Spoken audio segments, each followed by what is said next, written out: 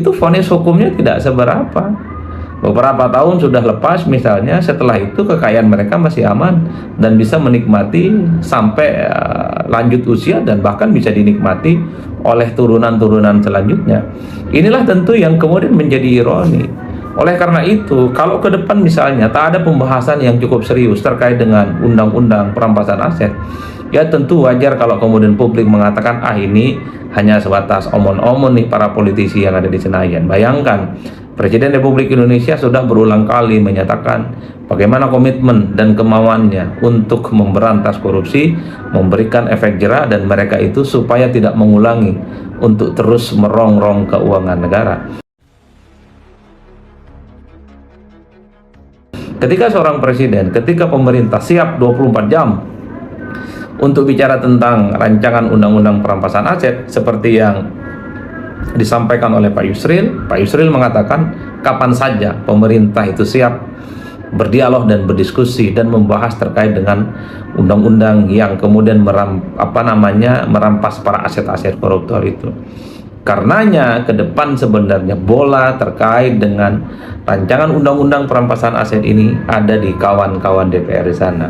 Ya tinggal tunggu apakah rancangan undang-undang soal perampasan aset ini tahun 2025 akan masuk prolegnas, program legislasi nasional. Jadi program legislasi nasional itu adalah legislasi yang dianggap prioritas. Tapi rasanya tahun 2025 ini tidak ada rancangan undang-undang yang terkait dengan perampasan aset. Ya oke lah, kita berharap mungkin tahun depan rancangan terkait dengan undang-undang perampasan aset itu paling telat sudah masuk prioritas dan kemudian akan disegerakan sebagai undang-undang yang urgen supaya para koruptor itu tak lagi melakukan tindakan-tindakan jahat yang kemudian merugikan negara. Karena pada saat yang bersamaan kan publik selalu bertanya-tanya, kenapa ya rancangan undang-undang perampasan aset ini lama betul? Siapa sih yang sebenarnya merasa takut dan kemudian merasa dirugikan? Karena pada saat yang bersamaan begitu banyak undang-undang yang sebenarnya bisa dikebut dalam waktu singkat yang sesingkat-singkatnya oleh kawan-kawan DPR. Ya tentu misalnya terkait dengan revisi undang-undang TNI cepat, kemudian undang-undang undang-undang cipta kerja juga prosesnya juga cepat, apalagi sempat dulu terkait dengan pembahasan undang-undang pilkada juga cepat sekalipun gagal diparipurnakan. Sebelum-sebelumnya misalnya rancangan undang-undang yang lain itu juga super cepat dan super kilat. Artinya apa? Ketika DPR berkehendak ya, biasanya proses legislasi apapun di DPR itu tinggal merem saja, dia bisa disahkan dan kemudian bisa diwujudkan. Kalau undang-undang yang lain dianggap penting, dianggap urgen, dianggap prioritas, bisa diwujudkan dalam waktu sesingkat-singkatnya oleh kawan-kawan DPR. Wajar kalau kemudian banyak pihak yang bertanya, publik bertanya-tanya, kenapa ya kalau urusan rancangan undang-undang perampasan aset ini kok kawan-kawan politik di Senayan lama betul. Ini kan diusulkan sejak zaman SBY, kemudian tidak pernah kunjung selesai di pemerintahan Pak Jokowi, dan harapan terbesarnya tentu di pemerintahan Pak Prabowo Subianto, di mana Pak Prabowo sudah menunjukkan komitmennya bahwa setuju terkait dengan rancangan undang-undang perampasan aset. Maka ini adalah momentum sebagai trigger, sebagai penanda bahwa rancangan undang-undang pembahasan terkait dengan perampasan aset tak ada cerita tidak segera diprioritaskan, tak ada cerita untuk tidak segera direalisasikan. Enak aja, duitnya sudah diambil, masa asetnya tidak bisa dikembalikan ke negara? Kan itu yang kemudian menjadi pertanyaan-pertanyaan publik.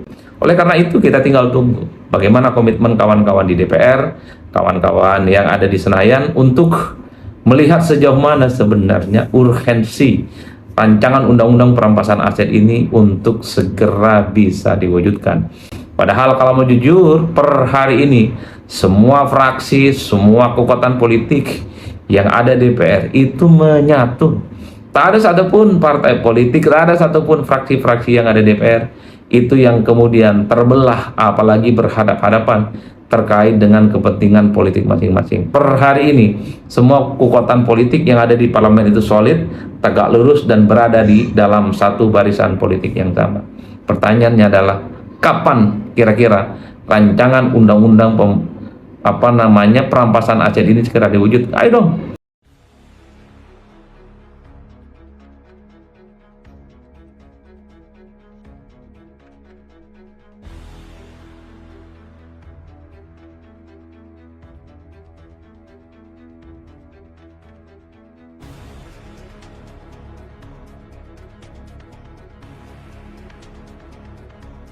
kita mau ke sayap kiri mau saya bodo amat. Yang penting kalau saya jengkel sama itu orang, saya akan nyari pembenaran, saya akan nyari fakta. Karena saya udah jengkel sama orang itu gitu.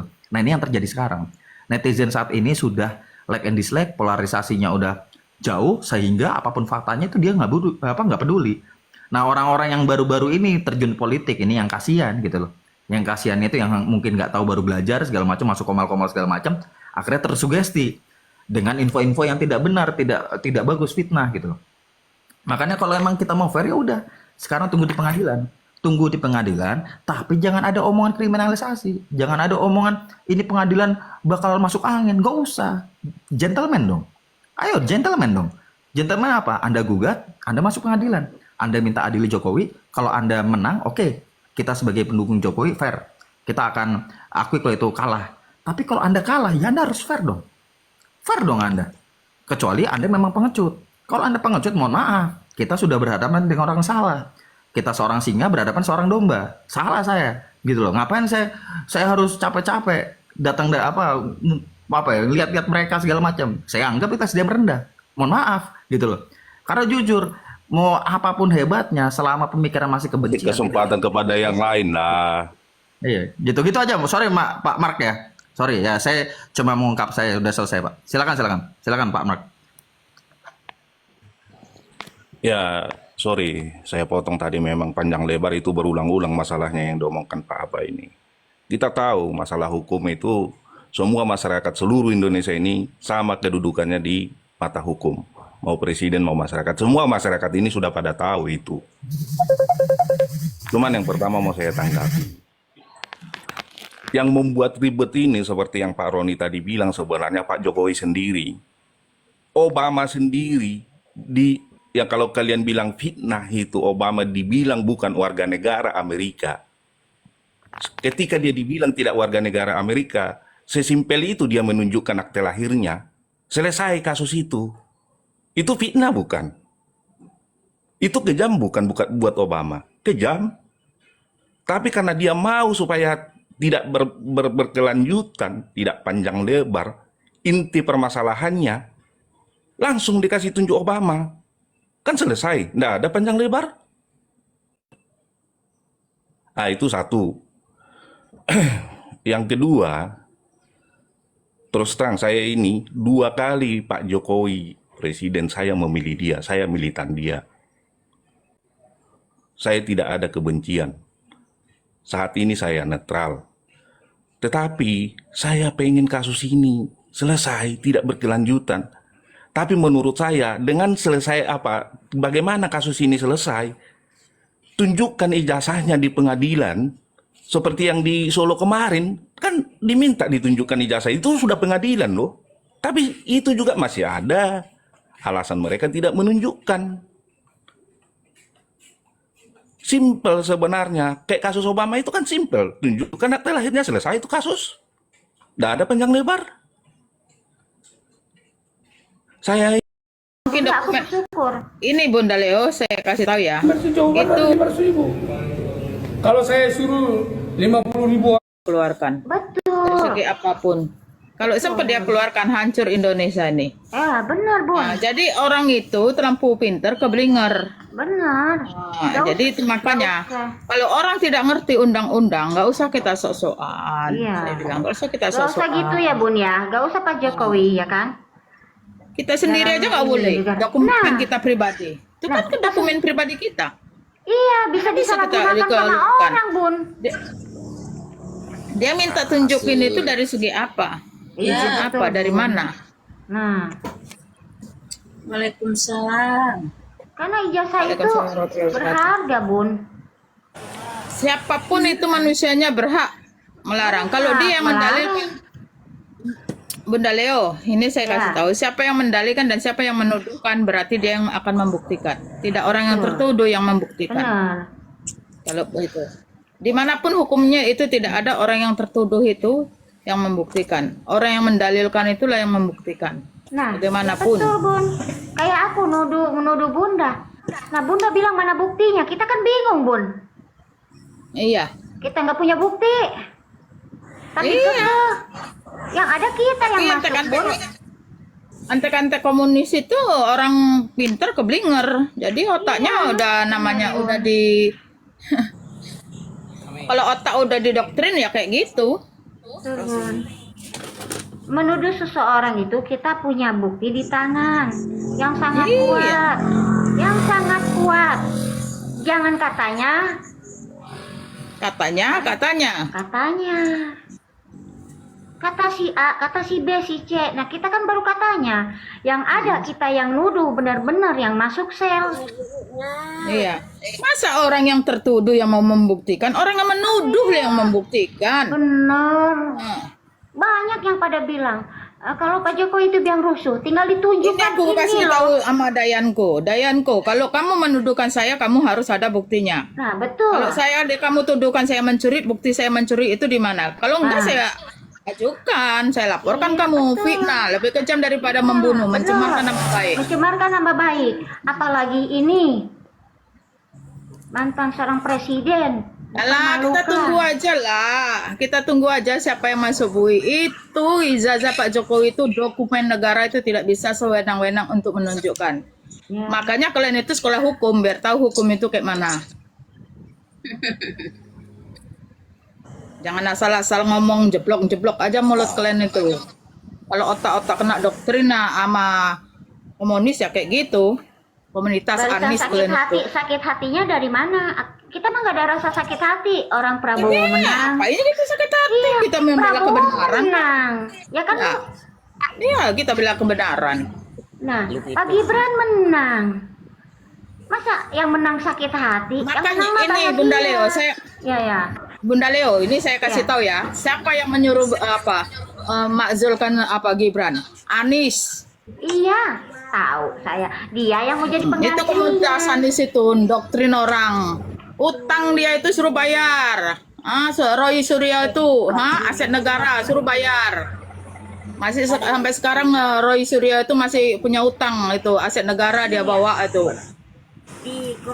Gak usah sok-sokan kalian tuh. Berapa Makanya kalian tonton yang benar-benar tuh. Berapa ya? Kalian itu harus belajar hukum. Jangan seenak-enaknya aja kalian nuduh-nuduhkan orang tanpa bukti. Masa orang yang tertuduh mau membuktikan? Kalian yang aku tuduh itu kalau aku nggak ada buktikan kayak mana? Mau nggak kalian membuktikan kalau aku tuduh? Halo. Itu aja. Halo, assalamualaikum. Selamat pagi. Assalamualaikum warahmatullahi wabarakatuh, Bang Ari. Bagaimana kabarnya? Alhamdulillah Bang Putra, selamat sehat selalu.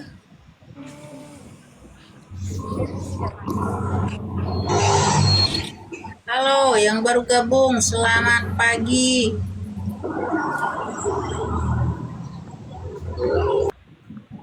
Komunis ini keluar komunis ini nggak tahu hukum, sosok tahu hukum. Kok dokumen negara kok semua dikeluarkan seenak-wenangnya. Yang nggak mau jawab, mohon maaf ya. Kalau aku sapa nggak mau jawab. Kalau nggak mau jawab turunkan Bun. Ya, siapa yang nggak mau jawab turunkan gitu aja. Ya ini Kadang kan orang tuan itu rumah merekam. ya. Kalau di Assalamualaikum ya kewajiban kita jawab Bang. Waalaikumsalam. Kalau kita masuk gini Bunda Leo, kalau kita Iya. masuk rumah orang itu ditotok pintu dengan mengucap apa? Salam kan? Iya betul. Ya, masa ini tuan rumah yang mengucapkan salam? Sopan nggak itu komunitas itu? Anda apa itu? Oh, emosi aku jadinya dibikin. Pagi-pagi aku naik darahku. Halo, waalaikumsalam. Halo, yang baru gabung, selamat pagi. Ya, assalamualaikum, selamat pagi. Waalaikumsalam. Waalaikumsalam.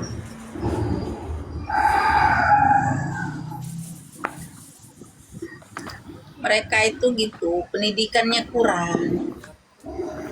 Dibilang pula kita SDM-nya rendah. Dia yang SDM-nya rendah. Dia nggak tahu undang-undang negara itu kayak mana. Ijazah Pak Jokowi itu dokumen negara loh. Kalau dia nggak tahu itu jangan sosok tahu. Masa orang yang tertuduh yang membuktikan? Orang yang menuduh kemanapun ngadunya dia. Pasti orang yang menuduhkan yang akan membuktikan. Kalau tidak, pencemaran nama baik. Fitnah. Maaf Bunda mengganggu. Iya Bang. Iya Bang. Nah, dalam room ini saya sedikit ya berbicara mengenai Roy Suryo CS dan Edi Sugana itu. Oh iya bang. Iya, ya kalau kita sebagai orang-orang yang awam gitu ya, bodoh lah kita main. Mereka itu kan orang-orang golongan sakit hati, ya kan? Iya. sih bang. Narasinya narasi mencari-cari, gitu kan? Sekarang pun orang itu cari perlindungan bang. Baik Pak Jokowi itu ijazahnya palsu dari periode wali kota 2 periode, DKI gubernur, ya kan? Terus jadi presiden 2 periode, mana mungkin? Itu kan klarifikasinya luas, KPU lebih jelas, ya kan? Mereka itu memang orang-orang pinter, tapi ya karena asumsinya terbawa arus sakit hati, Iya betul bang. jadi kelihatannya bodoh gitu. Itu aja sebetulnya. Kalau orang udah sakit hati ya gitu bang, susah. Iya, dulu dia gembar-gembor bicara di depan umum, adili Jokowi, gantung Jokowi, ya kan? Gantung Jokowi dengan sekejam gitu bicaranya. Ngomong